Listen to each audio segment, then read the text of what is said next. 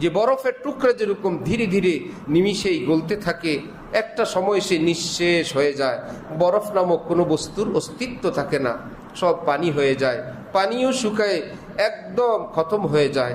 আল্লাহর কসম, আমাকে আপনাকে আল্লাহ পাক বরফ নামক এরকম একটা হায়াতের টুকরা দান করছেন। সেটা হাসলেও গলে, কানলেও গলে, ঘুমে থাকলেও গলে, সজাগে থাকলেও গলে, লাভে থাকলেও গলে, লোকসানে থাকলেও গলে, অট্টালিকায়ও গলে, সেই ভাঙ্গা কুড়ে ঘরেও গলে। সূর্য যখন চালু আছে, বরফের টুকরা গলাও চালু আছে। একে থামানো পৃথিবীর কারো জন্য সম্ভব না। হ্যাঁ, সময় থাকতে ওই বরফওয়ালা যেমন বলছিল, ভাইয়েরা একটু দয়া করেন, একটু কিনে নেন, ঠিক আমি আপনিও আমার বরফের টুকরার একটু দয়া করব। আল্লাহ, এই সময়টা তো গেল রে।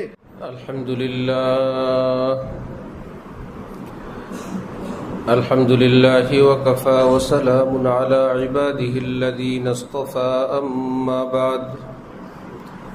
فأعوذ بالله من الشيطان الرجيم. بسم الله الرحمن الرحيم.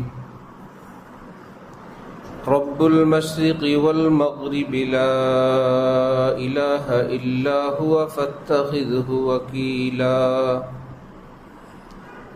صدق الله مولانا العظيم. وقال رسول الله صلى الله تعالى عليه وسلم: يا ابن عمر كن في الدنيا كأنك غريب أو عابر سبيل وعد نفسك من أهل القبور. وقال رسول الله صلى الله تعالى عليه وسلم: القبر روضة من رياض الجنة أو حفرة من حفر النار. وقال رسول الله صلى الله تعالى عليه وسلم: أكثروا ذكر هازم اللذات الموت. وقال رسول الله صلى الله تعالى عليه وسلم: الموت جسر يوصل الحبيب إلى الحبيب. أو كما قال رسول الله صلى الله تعالى عليه وسلم.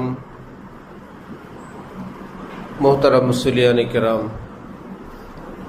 আমি আল্লাহ পাক রব্বুল আলামিনের পবিত্র কালামের অংশ বিশেষ তেলাওয়াত করলাম এবং হযরত রাসূল করিম সাল্লাল্লাহু আলাইহি ওয়াসাল্লামের কয়েকখানা হাদিস শরীফ পাঠ করলাম। আল্লাহ পাক কোরআন শরীফ এবং হাদিস শরীফের পরিপূর্ণ নূর, পরিপূর্ণ হেদায়েত আমাদের সকলকে দান করেন। আমাদের সকলকে দ্বীনের সহি বুঝ, সহি সমঝ আল্লাহ পাক দান করেন। অতীতের সমস্ত গুনাহ মাফ করে দেন। আগামী জীবন আল্লাহ পাকের খুশির জীবন হিসাবে আল্লাহ পাক কবুল করে নেন।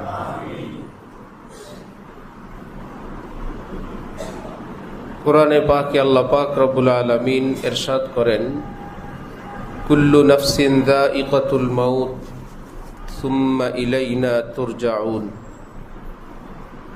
এই পৃথিবীতে যত প্রাণী আছে সকলেই মৃত্যুর স্বাদ আস্বাদন করবে।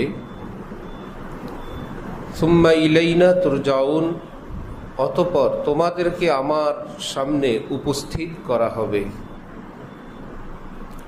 মৃত্যুর স্বাদ আস্বাদন করবে পৃথিবীর সকল প্রাণী, কিন্তু হিসাব দেওয়ার জন্য উপস্থিত হব আমরা।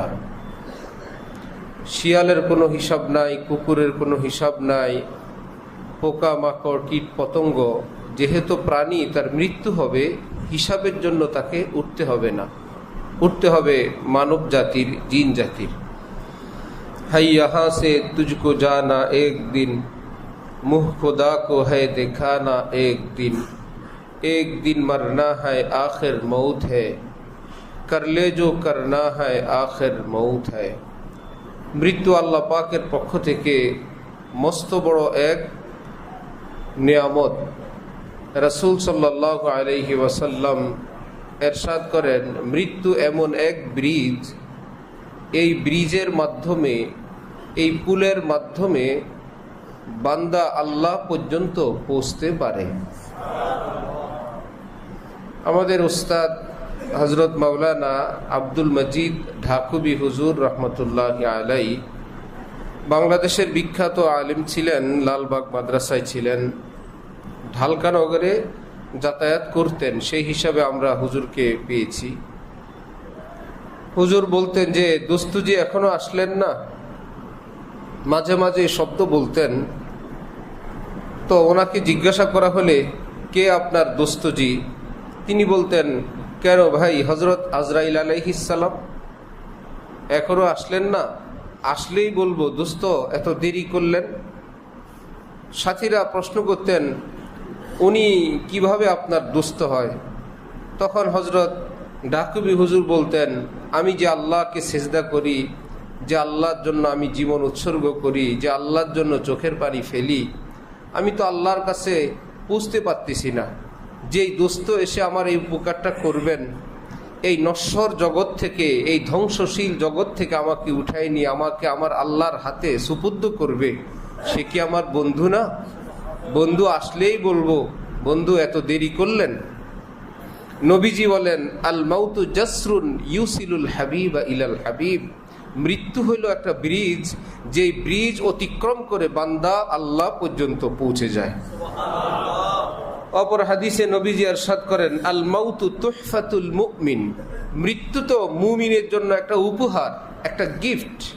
যে মৃত্যু আসছে, মাশাআল্লাহ আমি আমার আল্লাহর কাছে যাব, যাকে না দেখে এতকাল সেজদা করলাম, সে আল্লাহকে দেখার পথে আমি কিছু দূর অগ্রসর হচ্ছি, আমি আল্লাহকে দেখার জন্য এখন রওনা হইলাম। এক আল্লাহওয়ালা বুজুর্গের ইন্তেকালের আগে আজরাইল বললেন আপনার কিছু সময় বাকি আছে, কোনো আমল বাকি থাকলে, শখ থাকলে আপনি সেটা করে নেন। বলল ভাই আমার কিছুই বাকি নাই, তুমি নিয়ে চলো। আজরাইল বলে সময়ের আগে তো নেওয়া যায় না হুজুর, কিছু সময় আছে, যা মন চায় আপনার করেন। বললেন এমন সময় যদি থাকে আজরাইল, আমি একটু উজু করে আসি, আমি আল্লাহু আকবার বলে একটু নামাজে দাঁড়াই, সেজদায় যখন যাব না, তুমি আমার রূহটা সেই সময় কবজ করে নিও। जो तुझ बिन न जीने को कहते थे हम सो उसी अहद को हम वफा कर चले। আমার তো আর ভালো লাগে না, একটু সময় যদি থাকে তো আমি আমার আল্লাহর কদমে একটু সেজদায় পড়ে থাকি, এই হালে যদি যাইতে পারি বড় ভালো লাগবে। আল্লাহ পাকের সাধারণ নিয়ম, মৃত্যুর আগে নেক বান্দাদেরকে আল্লাহ পাক জান্নাতের নাজ নেয়ামত পুরস্কার দেখাইতে থাকেন, ফেরেশতা দেখতে থাকে, যত দূর নজর যায় তত দূর তারা সাদা সাদা নুরানি ফেরেশতা দেখতে থাকে। ফেরেশতারা এসে বলেও হাদিসে পাকের ভাষা আসসালামু আলাইকা ইয়া ওয়ালি আল্লাহ, আল্লাহর বন্ধু আপনাকে সালাম। মৃত্যুর আগে জীবিত এই মানুষটাকে যখন ফেরেশতা এসে বলে আসসালামু আলাইকা ইয়া ওয়ালি আল্লাহ, আল্লাহর প্রিয় বন্ধু আপনাকে সালাম, তারপরে বলে কি ইন্না রব্বাকা ইউকরিউকাস সালাম, আপনার প্রিয় রব আপনাকে সালাম বলেছেন। নাহনু আউলিয়াউকুম ফিল হায়াতিদ দুনিয়া ওয়া ফিল আখিরাহ, আমরা আপনার জীবন যতক্ষণ আছে আমরা আপনার সাথে আছি, ঘোষণা দিচ্ছি পরপারেও আমরা আপনার সাথে থাকব। আমরা আল্লাহর পক্ষ থেকে নিযুক্ত আপনার বন্ধু। সামনে নূরের ফেরেশতা, আবার আল্লাহর সালাম, ওই সময় একটা মুচকি হাসি দেয় না? কি ভাই হাসতে হাসতে মৃত্যু শোনেন নাই? শুনছি। কিসের হাসি সেটা? মৃত্যুর যন্ত্রণায় তো কাতর হওয়ার কথা, যে আল্লাহ পাকের পক্ষ থেকে যার সালাম পৌঁছে যায়, যাকে ফেরেশতারা এসে বলে আসসালামু আলাইকা ইয়া ওয়ালি আল্লাহ ইন্না রাব্বাকা ইউকরিউকাস সালাম। অপর হাদিসে আছে কিয়ামতের দিন যখন নেককার বান্দারা কিয়ামতের মাঠে উঠবে, সকলেই টেনশন, অস্থির, বিভিন্ন ধরনের টেনশন মাথার মধ্যে ঘুরপাক খাবে। রব্বুল আলামিন একদল ফেরেশতাকে পাঠাবেন, হিসাব তো আরো পরে হবে, হিসাব চূড়ান্ত হইতে কিছু সময় তো বাকি। নেককার বান্দারা তো এই মুহূর্তটা ভয় পাবে, কষ্ট পাবে। ফেরেশতারা চুপে চুপে কানে কানে বলে আসো, ভয় পায়েন না, আপনার জন্য জান্নাত মঞ্জুর হয়েছে, যে আল্লাহ পাক আপনার জন্য জান্নাতের সুসংবাদ পাঠাইছেন। হিসাবের জায়গায় যা হবার হবে। আম্মি জান হযরত আয়েশা রাদিয়াল্লাহু আনহা নবীজিকে বললেন যে আপনি দোয়া শিখাইছেন, আল্লাহুম্মা হাসিবনি হিসাবান ইয়াসীরা, আল্লাহ আপনি আমার হিসাবটা সহজে নিয়েন। ইয়া রাসূলুল্লাহ, আল্লাহ যদি হিসাব নেন এটা আবার সহজ কিভাবে হয়? হিসাব দেওয়া তো কঠিন ব্যাপার। আল্লাহর সামনে জীবনের হিসাব কিভাবে দিব? হযরত ওমর ফারুক রাদিয়াল্লাহু আনহুর মতো ব্যক্তি বলেন, 10 বছর ইসলামী খেলাফত পরিচালনা করলাম, এই পৃথিবীতে ইসলামী আইন বাস্তবায়নের জন্য বহু রকমের খিদমাত করলাম, শতভাগ আল্লাহ দিন মোতাবেক রাষ্ট্র পরিচালনার জন্য যার পর নাই সাধ্যমতো আমি সব করলাম, এরপরেও এতটা ভয় লাগে কোন দিক থেকে কোন ভুল হয়ে যায়। আমি ওমর আল্লাহর কাছে এটাই চাই, আল্লাহ যদি বলেন ওমর এই 10 বছরের ব্যাপারে ইয়েস নো, হ্যাঁ না, সওয়াব গুনাহ কিছুই দিলাম না, আমি ওমর বলবো আমি কামিয়াব। যদি আল্লাহ বলেন যে ঠিক আছে তোমার ভালো মন্দ আমি কিছু জিজ্ঞাসা করলাম না, কারণ হিসাব তো জটিল ব্যাপার আল্লাহ পাকের সামনে। আম্মি জান নবীজিকে প্রশ্ন করলেন যে তাহলে আল্লাহর নিকট সহজ হিসাব কি? নবীজি তখন বললেন, আরে সহজ হিসাব অর্থ বান্দার আমল নামা আল্লাহ পাক নিবেন, নিয়ে দেখবেন, কিছুই বলবেন না, দেখা যায় হাজারো গুনাহ হাজারো ভুল, কিন্তু আল্লাহ কিচ্ছু না বলে আমল নামাটা ডান হাতি দিয়ে দিবেন। আয়েশা মান্নু কিসা উজ্জিবা, আয়েশা রে, আল্লাহ পাক যদি কাউকে একটা প্রশ্ন করেন তার জাহান্নামে যাওয়া ছাড়া কোনো উপায় থাকবে না, কোনো উত্তর কারো জন্য দেওয়া সম্ভব না। সহজ হিসাবের মানিয়ে হইল আল্লাহ দেখবেন, কিছু বলবেন না, মাফ করে দিবেন।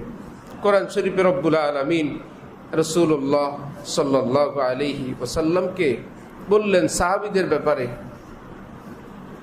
যে আপনি সব কিছু দেখতে যায়েন না, আপনি সাহাবীদের অনেক বেশি তথ্য নিতে যাবেন না, সাদা মাঠাভাবে জীবনযাপন করবেন, কেউ ভুল বিচ্যুতি করলে আপনি ক্ষমার দৃষ্টিতে দেখবেন, কারণ আপনি নবী, আপনার সামনে তো এরা শতভাগ পরীক্ষায় উত্তীর্ণ হবে না।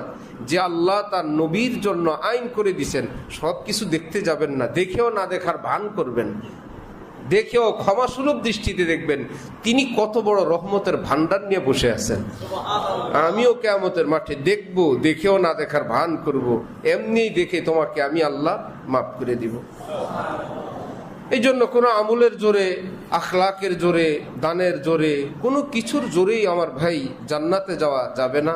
জান্নাতে যাওয়ার একটাই রাস্তা যে রব্বুল আলামিনের রহমত।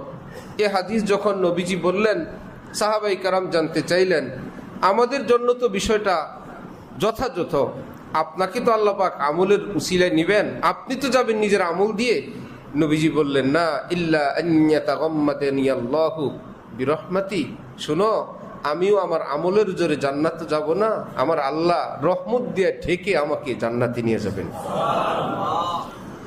এজন্য আমার ভাই আমাদের সামনে এইরকম একটা সময় সুনিশ্চিতভাবে আসছে, অবশ্যই আসবে, যেটা থেকে পলায়নের কোনোই ব্যবস্থা নাই। যদি কেউ পলায়ন করে তাহলে মৃত্যু থেকে পলায়ন করে নাকি মৃত্যুর দিকে? সে পলায়ন করে মৃত্যু থেকে। আসল ঘটনা হলো যেখানে পলায়ন করতেছে মৃত্যু তার ওখানে, সে যায় মৃত্যুর দিকে। মৃত্যু থেকে পলায়নের কোনো ব্যবস্থা নাই, যেখানেই দৌড়াবে আসলে সে মৃত্যু তার ওখানে লেখা আছে, এই জন্য সেখানে যায়। তো এইরকম এক অবধারিত ব্যাপার। আমি তো ছোট্ট করে সেটাকে বলি, বিভিন্ন অনুষ্ঠানে দেখা যায় শত শত মুরগি খাঁচা ভরে নিয়ে আসে, রাতে বাবুর্চিরা জবাই করা আরম্ভ করে, একটা মুরগিও খাঁচা থেকে বের হওয়ার কোনো ব্যবস্থা নাই। কোনটা ধরবে কোনো সিরিয়াল নাই, সামনে যেটা পায় ধরে। তো যেটাকে ধরে নাই ওই মুরগিগুলো কি নিরাপদ? যে একটা আগে, এরপরেই সকালের আগে দেখা যাবে খাঁচাটা খালি, একটা মুরগিও নাই। কত দৌড় ঝাঁপ, কত চালাকি, কত আত্মরক্ষার জন্য। ঠিক আছে, এটা ঝামেলা করে আরেকটা ধরলাম, একটাও থাকবে না, সবগুলো খালি হয়ে যাবে। ঠিক এমনিভাবে এই পৃথিবী নামক এই খাঁচায় আজকে আমরা যারা আছি, যাকে আল্লাহ পাক চাইবেন, হুকুম করবেন, আজরাইল আসবে নিবে, একজন আসবে নিবে, ছোট নাই বড় নাই, আল্লাহ পাক যাকে যখন আদেশ করবেন যেতে থাকবে। একটা দিন আসবে আজকের এই পৃথিবীর খাঁচায় আমরা যে কজন আছি একজনও থাকবো না, এখানে নতুন কেউ আসবে। আল্লাহ এই জন্য এক বুজুর্গ আল্লাহওয়ালা বাড়িতে আছেন, হঠাৎ বাড়ির বাইরে আওয়াজ শুনলেন, ভাইও মুঝ পর রহম করো क्योंकि मेरे पास ऐसा एक सरमाया है जो खुद ब खुद खत्म हो जाता है बाकी नहीं रहता। ভাইয়েরা আমার উপর একটু দয়া করেন, এমন এক জিনিস বস্তু বিক্রি করি যেটা নিজে নিজেই নিঃশেষ হয়ে যায়, খতম হয়ে যায়, অবশিষ্ট থাকে না। বাড়িওয়ালা ভাবলেন, এ আবার কেমন বস্তু যে বস্তু নিজে নিজেই শেষ, পুঁজি নাই হয়ে যায়। তার কাদো কাদো আওয়াজ। বাড়ির বাইরে গেলাম, দেখলাম লোকটা বরফ বিক্রি করে। আল্লাহ রে, তার এক টুকরা বরফের জন্য এত মায়া। আর চিৎকার করে বলে, ভাইয়েরা একটু কিনেন, একটু কেউ নেন, কেউ যদি না নেন আমার এটা এমনিতেই নাই হয়ে যাবে, এটা নিজে নিজেই শেষ হয়ে যায়।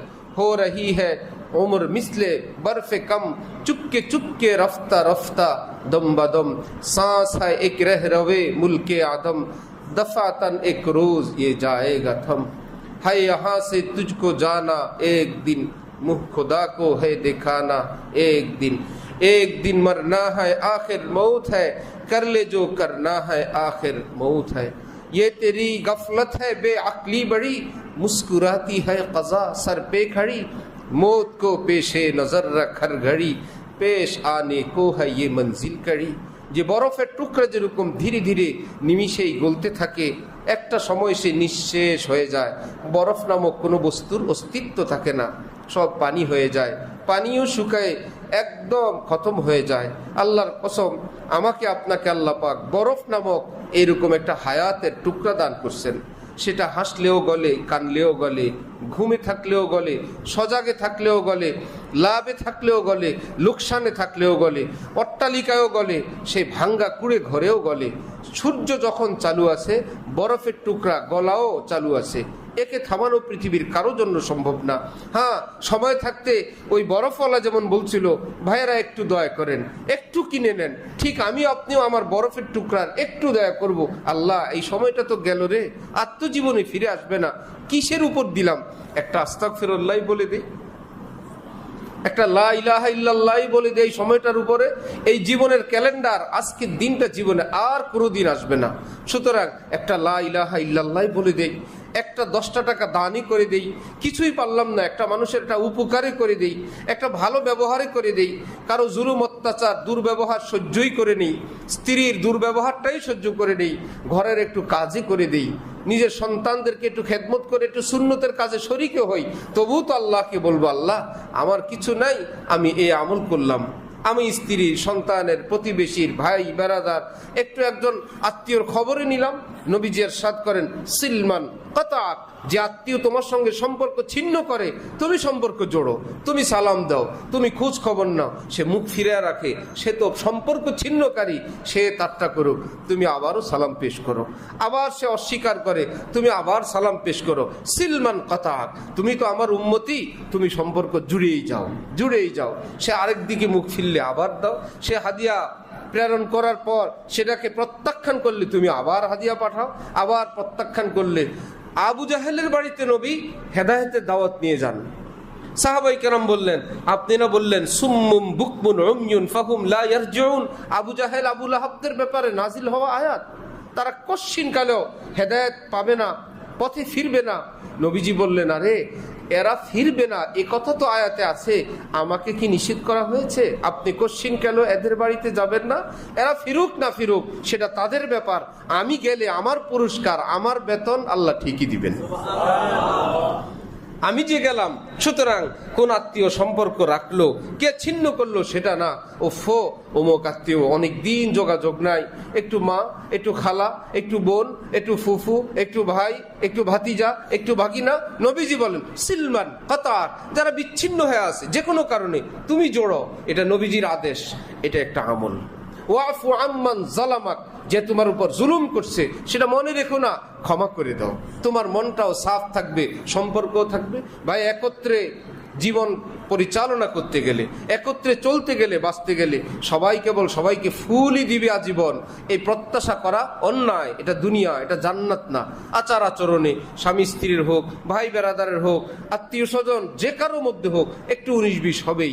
ইসলামের কি সুন্দর বিধান, ওয়াফু আম্মান জালামাক, ভুলে যাও, ফিনিশ। আর সেই কবরের লাশ আর উঠায়ও না। অথচ আমাদের অভ্যাস, সেটাকে আমরা মূর্তি বানাই। পাথর খচিত মূর্তিকে গ্লাস ফিট করে ঘরের মধ্যে যেরকম পূজা করার জন্য রাখে, কোনো আত্মীয়র কোনো আচরণকে ওই রকম বিশাল বড় মূর্তি বানায়, ভাস্কর্য বানায় ঘরের মধ্যে, জীবন ঘরে কিংবা মনের ঘরে সেটাকে কাচে ঘেরা বক্সের মধ্যে রাখি। যখনই কোনো সুযোগ আসে আমরা সেটাকে পেশ করি, সে আমার উপর এরকম অত্যাচারকারী, সে আমার সঙ্গে এইরকম আচরণকারী। আমার ভাই, এটা আপনার জন্য সুখকর না, জীবনের জন্য সুন্দর না। ওয়াফু আম্মান যালামাক, নবী বলেন কেউ যদি জুলুম করে মাফ করে দাও, আমি আদেশ করলাম। ওয়া আহসিন ইলা মান আসা ইলাইক, আর কেউ যদি তোমার উপর তোমার সঙ্গে আচার আচরণে ব্যবহারে কষ্ট দেয়, শুধু ক্ষমা করেই বসে থেকো না, আহসিন, তুমি তার উপর ইহসান করো, তুমি তার উপর দয়া করো। তুমি কি জানো না, হাদিসে কুদসি, কোন নফলের জন্য এমন কোন সুসংবাদ নাই যে যতক্ষণ এশরাকে থাকে, আউয়াবিনে থাকে, হজের পথে থাকে, উমরার পথে থাকে, মসজিদ মাদ্রাসায় দান করতে থাকে, আল্লাহ বলেন আমি তোমার সাথে আছি। এত সহজ ব্যাপার না, কিন্তু আল্লাহ বলেন তুমি যদি আমার কোনো বান্দার উপকারে মশগুল থাকো, আমি আল্লাহ স্বয়ং তোমার কাছে মশগুল আছি। আমার কোন বান্দা বান্দির খেদমতে তুমি আছো, এত বড় আমলে তুমি গেলা, আমি তোমার কাছে আছি। সুতরাং আমল কেবল টাকা পয়সা দিয়ে হয় না, কিছু বিনা টাকায়ও হয়। যে ভাই দিন তো গেল, আজকে কার কি উপকার করলাম, কোন আত্মীয়র কি খোঁজ খবর নিলাম, ভাই বোনের কি খোঁজ খবর নিলাম। বোনদের খোঁজ খবর নেওয়ার মানুষ তো খুবই কম, ভাইয়ের খোঁজ খবর নেওয়ার মানুষ একদমই নেই, একদমই নেই। ফুফুদের খোঁজ খবর নেওয়ার মানুষ খুবই কম, খালার খোঁজ খবর নেওয়ার লোক খুবই কম। মুফতি শফি সাহেব রহমতুল্লাহ আলাই, শেখুল ইসলাম আল্লামা তকি উসমানী সাহেব, যিনি পাকিস্তানের ইসলামী আদালতের প্রধান বিচারপতি ছিলেন, বর্তমান বিশ্বের সর্বশ্রেষ্ঠ একজন আলেম আল্লাহওয়ালা, দেওবন্দি হানাফি, সুবহানাল্লাহ, দেওবন্দি হানাফি থানবী। তিনি বলেন আমার এলমের বাহার, আমি হাকিমুল উম্মত থানবীর এলেম ডেলি 2 ঘন্টা পড়ি। সারা পৃথিবী দেখে আমার পাওয়ার, আর আমি জানি আমার পাওয়ারের গোড়া হলো আশরাফ আলী থানবী। হযরতে ওসমান রাদিয়াল্লাহু তাআলা আনহুর বংশধর, এই জন্য ওনারা হলেন তকি ওসমানী, শফি ওসমানী, রফি ওসমানী। ভাই হযরত ওসমানের বংশ, কিসমত ভালো ওনাদের, ভাগ্যবান মানুষ। হযরত থানবী ছিলেন হযরত ওমরের বংশধর। হযরতে রশিদ আহমদ গঙ্গুহি ছিলেন হযরত আবু আইয়ুব আনসারীর বংশধর। হযরত কাসেম নানুতুবি ছিলেন হযরত আবু বকর সিদ্দিকের বংশধর। সুবহানাল্লাহ, সাহাবায়ে কেরামের জামাত। ভাই ওলামায়ে দেওবন্দ চারটিখানি কোনো ব্যাপার। সেই মুফতি শফি ওসমানী রহমতুল্লাহ আলাই শেষ বয়সে সারা পৃথিবী যখন ওনার এলমের সামনে, ওনার শুহরত প্রসিদ্ধির সামনে, তাকওয়া বুজুর্গির সামনে নত জানু, সেই সময় উনি এক খালার বাড়িতে যেতেন, ওনার খালা। উনি বলেন সবাই কেবল শফি সাহেব, মুফতি সাহেব, হজরত সাহেব, এই বলার লোক তো অভাব নাই, আমাকে শফি বলে ডাক দেওয়ার তো কেউ নাই, আমার মাও নাই, আমার বাবাও নেই। শুধু ওই একটা ঘর আছে, যেই ঘরে গেলে ভিতর থেকে আমার খালা আমাকে ডাক দিয়া বলেন কি শফি কেমন আছো, শফি ঠিক হো, শফি আচ্ছে হো। বলে শফি ডাকটা শোনার জন্য আমি যাই। আমার ভাইয়েরা, আমাদের কি কোনো আত্মীয় স্বজন এমন নাই যে আমাকে আপনাকে একটু শফি বলে ডাক দিবে? সবাই তো সাহেব বলে, হুজুর বলে, হজরত বলে। ওই পয়েন্ট খুঁজবেন যেখানে বলে একটু শফি বলে ডাক দিবে, তার জন্য একটু হাদিয়া নিয়ে যাবেন। হজরত হজরত, হুজুর হুজুর, পীর কেবলা তো হাদিয়া ঠিক আছে, সেই জায়গার মতন। সাহাবায়ে কেরাম নবীজিকে হাদিয়া দিতেন, সেটা প্রত্যাখ্যান এবং বর্জনের বিষয় না, সেটার জায়গায়। কিন্তু নবীজি বলেন কেউ যদি দীর্ঘদিন বেঁচে থাকতে চায়, কেউ যদি রিস্কে বরকত চায়, কেউ যদি সুস্থতার হায়াত চায়, সে যেন নিজের মা বাপ, ভাই বোন, আত্মীয় স্বজনের পিছনে খরচ করতে থাকে। রিজিকেও বরকত, হায়াতেও বরকত। অথচ আমরা ওই জায়গায় খরচ করা থেকে বিরত থাকি নিজের বরকতের জন্য। টাকা খরচ করলে টাকা শেষ হবে, মাকে দিলে শেষ হবে। আর আমার মা বোনদের মধ্যেও কেউ কেউ যথাযথ এলেম না থাকার কারণে স্বামী তার পিতা মাতা ভাই বোনের জন্য খরচ করবে, ওই পথের বাধা আমার বোন, আমার মা। আমি আমার সেই মাকে অনুরোধ করব, আমার বোনকে অনুরোধ করব, আপনার স্বামীর মা আপনার শ্বশুর শাশুড়ি হতে পারে, কিন্তু আপনার স্বামীর শ্বশুর শাশুড়ি হয় না, ওনাদের মা বাবা হয়। আপনার জায়গা থেকে আপনি তাকে যেই দৃষ্টিতে দেখবেন, আপনার স্বামী কিন্তু সেই জায়গা থেকে দেখেন না। তার স্মৃতি অনেক, তার রক্তে অনুভব অন্যরকম। মায়ের কথা শুনলে আপনি আপনার জায়গা থেকে তাকে শাসন করার চেষ্টা করবেন না, কন্ট্রোল করার চেষ্টা করবেন না। হ্যাঁ, আপনি তার জীবন সঙ্গী, হিতাকাঙ্ক্ষী, আপনার অনেক চাওয়া, আমরা শতবার সম্মান প্রদর্শন করি তার ভবিষ্যতের জন্য, আপনার জন্য, আপনার সন্তানদের জন্য। এই বলি কি তার মা বাবার মন খুলে খেদমত করতে পারবে না? ভাই বোনের সঙ্গে সদাচার করতে পারবে না? ভাই বোনকে কিছু দিতে পারবে না? সেই পথে আপনি বাধা হলে এই গুনাহে কবিরার ভাগী কিন্তু আপনি হবেন। যেই নামেই, যেই শিরোনামের নামেই আপনি এটা করেন না কেন, আপনি কিন্তু কবিরা গুনার ভাগীদার হবেন। কি হবে? পিতামাতার সেবা যত্নের বাধা প্রদানকারিনী, সেই খাতায় যেন নাম না উঠে। এইটুকুন। যদি মনে কষ্টও হয়, বিরক্তও লাগে, সেটাকে হজম করেন এবং মনে মনে বলেন যে না, এটা তার অধিকার, তিনি তো করবেন। হ্যাঁ, আপনার কোনো বিষয় থাকে আপনি আবদার করেন, সেটা এমন না হয় যে যেহেতু ভাই বোনকে করে প্রেশার দেওয়ার জন্য, সেই পথটা বন্ধ করার জন্য বড় কিছু চাইলেন, যাতে আপনারটা পূরণ করতে গিয়েই অন্যগুলো বন্ধ হয়ে যায়। এটাও চালাকি। খাবিরুম বিমা ইয়াসনাউন, যে করতা হ্যায় তু ছুপকে আহলে জাহাঁ সে, কোই দেখতা হ্যায় তুঝে আসমান সে। পৃথিবীর থেকে লুকায় ছুপায় কোনো কৌশল অপকৌশল করবেন। রব্বুল আলামিন বলেন, হে বান্দা বান্দি, তোমার মনের কল্পনা জল্পনা, ইঞ্জিনিয়ারিং আমি আল্লাহ সব বিদ্যা এমনিতেই জানি। ইয়াসনাউন, তোমার মনের কল্পনা জল্পনা আমি সেটাও জানি, ইঞ্জিনিয়ারিংও জানি। সুতরাং ইঞ্জিনিয়ারিংও করবেন না। শ্বশুর শাশুড়িকে সম্মান নিজেও করেন, নিজের স্বামীকেও সম্মান করতে দেন। শ্বশুর শাশুড়ির খেদমত নিজেও করেন, স্বামীকেও শ্বশুর শাশুড়ি মুখী করেন। আপনি আপনার মা বাবার যেমন, সে তার পিতামাতার জন্যও তেমন। আল্লাহ আমাদের সবাইকে তৌফিক দান করেন। আমার ভাই, এই 2 দিনের হায়াত অল্প কয়েকদিন। একজনের নাম স্বামী, আরেকজনের নাম স্ত্রী, একজন নারী আরেকজন পুরুষ, একজন এক বিদ্যার আরেকজন আরেক বিদ্যার, একজন এক কালচারের আরেকজন এক কালচারের, একজন এক বয়সের আরেকজন আরেক বয়সের, একজন এক অভিজ্ঞতার আরেকজন আরেক অভিজ্ঞতার। আমাদের ভিন্নতা আছে বলেই আমাদের এই স্বামী স্ত্রী নামক এই সম্পর্ক আল্লাহ পাক দিয়ে দিয়েছেন। নাকি দুইজন এক, দুজন পুরুষ, দুজন নারী, দুজন এক বয়সী, দুজন এক শিক্ষা, দুজন এক ঘরের, দুজন এক বয়সের। আমাদের মধ্যে ভিন্নতা আছে বলেই একে অপরকে হেল্প করব, স্মরণ করাবো, সহযোগিতা করব, কারোর উপর জুলুম অত্যাচার করব না। স্বামীর মহব্বত, স্বামীর নম্রতা অনেক স্ত্রীর নিকট এটা অত্যাচারের হাতিয়ার হয়ে যায়। স্বামীর একটু নরম ভাবে অন্য স্ত্রী হলে 10 ভাগের 1 ভাগও বলতে পারতো না, কিন্তু এই স্বামীটা ভালো বলে আপনি তার উপর অত্যাচার করবেন, এই বলি কি আপনার নাম জালেমার খাতায় উঠবে না? নিজেকে যাচাই বাছাই করা চাই, দেখা চাই এই সমাজে আপনার স্বামীকে আল্লাহ পাক কত ভালো রাখছেন। সচ্চরিত্রবান একজন স্বামী, তার উপর কেন টর্চার হবে? শত শত হাজার হাজার রিপোর্ট আমাদের কাছে শুনতে শুনতে আমরা ক্লান্ত শ্রান্ত অসহ্য হয়ে গেলাম। সে মা বোনদের অসহযোগিতা, মা বোনদের অত্যাচার, মা বোনদের দুর্ব্যবহার, মা বোনদের বুঝতে না যাওয়া। আমার মা, আমার বোন, আপনি তার জীবনের হেল্পফুল সহযোগী হন, আপনি তার জন্য একজন মহব্বতের মানুষ হন, তার স্বস্তি দেয়, স্বস্তির একটা কারণ হন। হ্যাঁ, ভিন্নতা থাকবেই। এই ভিন্নতায় বসকে আল্লাহ পাক কোরআন শরীফে বলছে, আর রিজাল কাওয়ামুনা আলান নিসা, যিনি খরচ করেন, যিনি ব্যয় বহন করেন, যিনি ঘর বানাবেন, যিনি চিকিৎসা করবেন, যিনি যাবতীয় খরচ দিবেন, 1-2 কথা এবং শাসন করার ক্ষমতা আমি আল্লাহ ওই অভিভাবক স্বামীকে প্রদান করলাম। তিনি স্বামী, তিনি অভিভাবক। এই পৃথিবীতে মানুষকে সেজদা জায়েজ থাকলে নবীজি ইরশাদ করেন, পৃথিবীর নারীদেরকে বলতাম নিজ নিজ স্বামীকে যেন সবাই সেজদা করে। এতটা মর্যাদা আল্লাহ পাক স্বামীকে দিলেন। সেই মানুষটা যার কষ্টার্জিত পয়সার পোশাক আপনার পরনে, যার চিকিৎসা আপনি নিয়মিত গ্রহণ করেন, যার উপার্জনের পয়সার খোরাক আপনার পেটে, আপনার ঘরের চতুর্দিক পায়ের নিচে মাথার উপরে, তার কষ্টের পয়সা, তার একটু সহ্য করবেন না? হ্যাঁ, স্বামীদেরকে রব্বুল আলামিন কোরআনে পাকে বলছেন, আমার বান্দি সে তোমার মতো পুরুষ না, বয়সে কম, শিক্ষায় কম, বিদ্যা বুদ্ধিতে কম, যে কোনো দিক থেকে যদি তোমার দৃষ্টিতে এমনটা মনে পড়ে, খবরদার, তোমাকে আমি আল্লাহ জল্লাদ হিসাবে বানাই নাই যে সে একজন আসামি আর স্বামী হলো জল্লাদ। কথায় কথায় টর্চার, জুলুম, অত্যাচার, এটা না।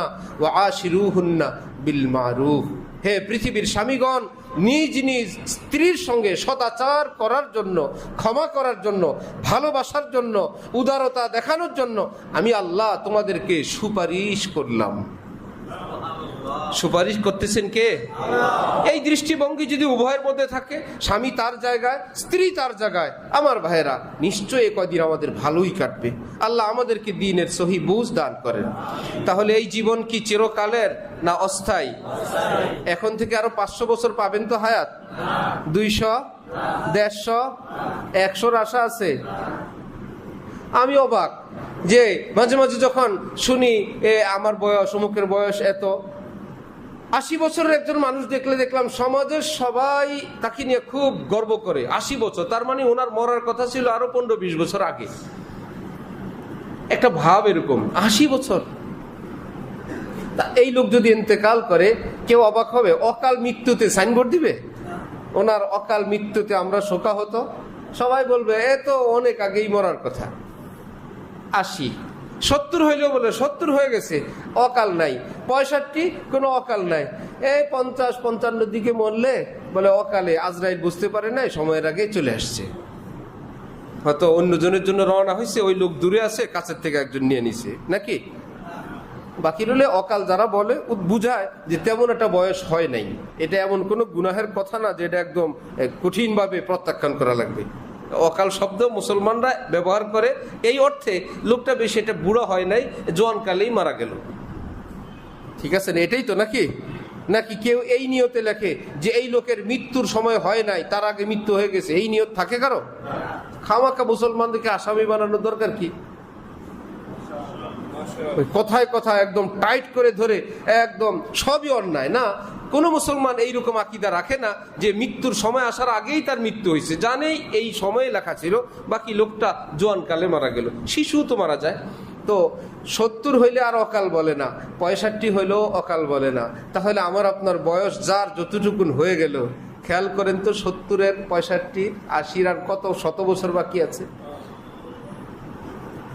কত বছর বাকি? আর সব হুঙ্কার, সব উন্মাদনা, সব অস্থিরতা, তাও যদি ওই পর্যন্ত যায়,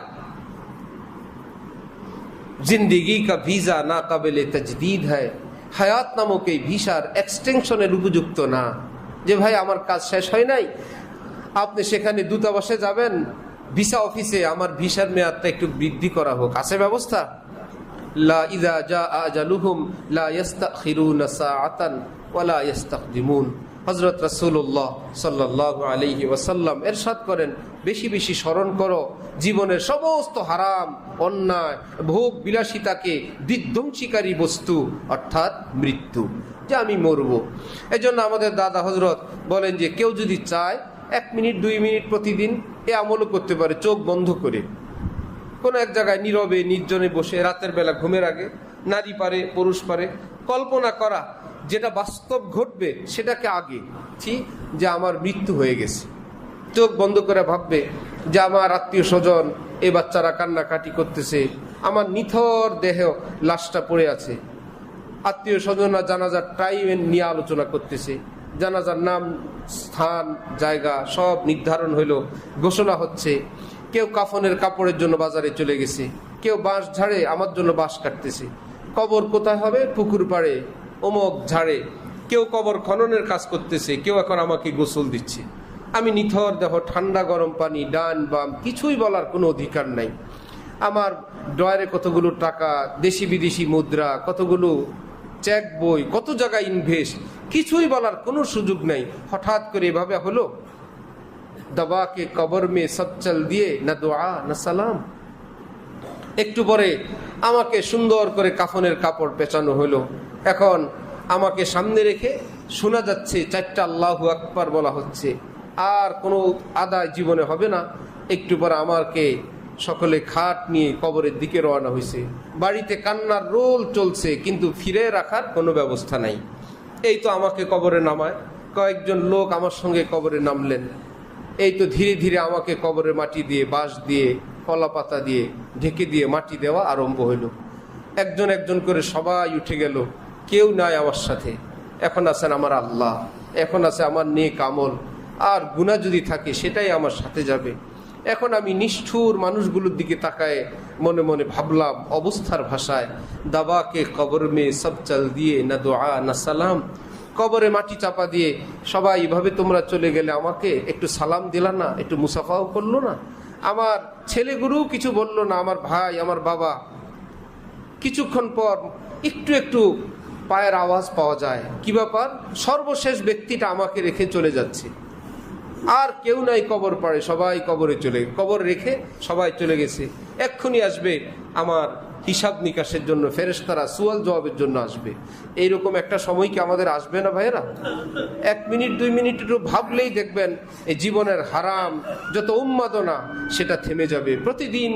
প্রতিদিন ভাবি আল্লাহ পাক আমাদের সবাইকে মৌতের আগে তওবা করার, আল্লাহর আপন হওয়ার, অন্যায় অনাচার জুলুম অত্যাচার বর্জন করার তৌফিক দান করেন। ওয়া আখিরু দাওয়ানা আনিল হামদুলিল্লাহি রাব্বিল আলামিন।